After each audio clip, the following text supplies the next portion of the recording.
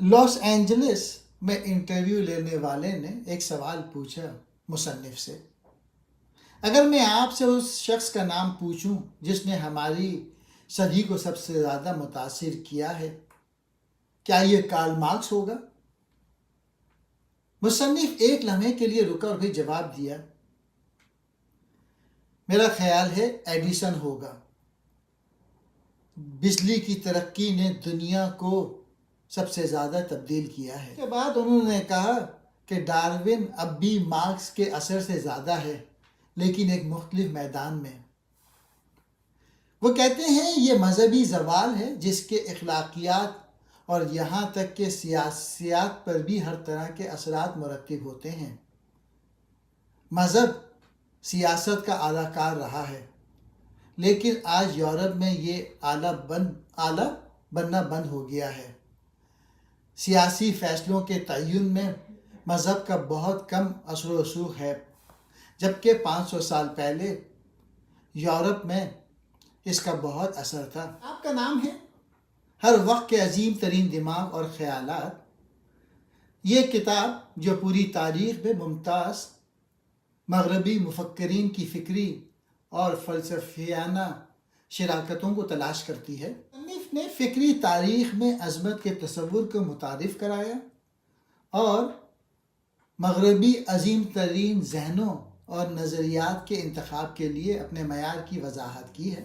مصنف نے سقراط کی زندگی اور تعلیمات پر گفتگو کی، اس کے طریقہ کار اور اخلاقیات اور فلسفے میں اس کی شراکت پہ توجہ مرکوز کرتا ہے۔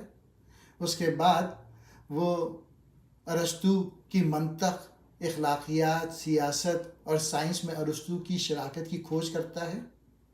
علم کے لیے ارسطو کے منظم انداز کو اجاگر کرتا ہے۔ اس کے بعد مصنف افلاطون کے فلسفے کا جائزہ لیا، جس میں اس کی شکلوں کا نظریہ، انصاف اور حکمرانی کے بارے میں اس کے نظریات اور مغربی فکر پر اس کے اثرات شامل ہیں۔ مصنف ول ڈورنٹ نے اس کے بعد بیکن اور شیکسپیئر پر بحث کی۔ تجرباتی تحقیق کے لیے بیکن کی وکالت اور شیکسپیئر کی ادبی ذہانت کا جائزہ لیا۔ مصنف نے اس کے بعد والٹیئر کی روشن خیالی میں ان کے تعاون کو اجاگر کرتے ہوئے عقل، آزادی فکر اور رواداری کے لیے والٹیئر کی خدمات کی کھوج کی۔ اس کے بعد مصنف نے نیچے کی روایتی اخلاقیات پر اس کی تنقید اور پھر اوبرمینچ، اس کے تصور اور وجودیت اور فکر پہ اس کے اثرات کا جائزہ لیا۔ مجموعی طور پہ یہ کتاب فلسفہ، سائنس، ادب اور تاریخ میں ایک اہم شخصیات کی فکری کامیابیوں کا ایک سروے پیش کرتا ہے جو انسانی فکر اور معاشرے پر ان کے اثر کو ظاہر کرتا ہے۔ مصنف نے اس کتاب میں وضاحت کی کہ تاریخ بنی نوع انسان کی سرگرمیوں کا ریکارڈ ہے اور اس کے دو رخ ہیں، ایک جرائم اور دوسرا تہذیب میں شراکت، پائیدار ترقی جس نے ہر نسل کو اس قابل بنایا ہے کہ وہ پہلے کے مقابلے میں ایک بڑے ورثے کے ساتھ آگے بڑھ سکے۔ تاریخ کے 3 سبق کیا ہیں؟ وہ لکھتے ہیں کہ زندگی مقابلہ ہے، زندگی انتخاب ہے اور زندگی کو نسل درکار ہے۔ مصنف مغرب کی اخلاقی زوال کو ایک ایسے اخلاقی ضابطۂ اخلاق کے خاتمے کے طور پہ دیکھتا ہے جو صنعتی دور میں ایک زرعی معاشرے کے لیے موضوع ہے۔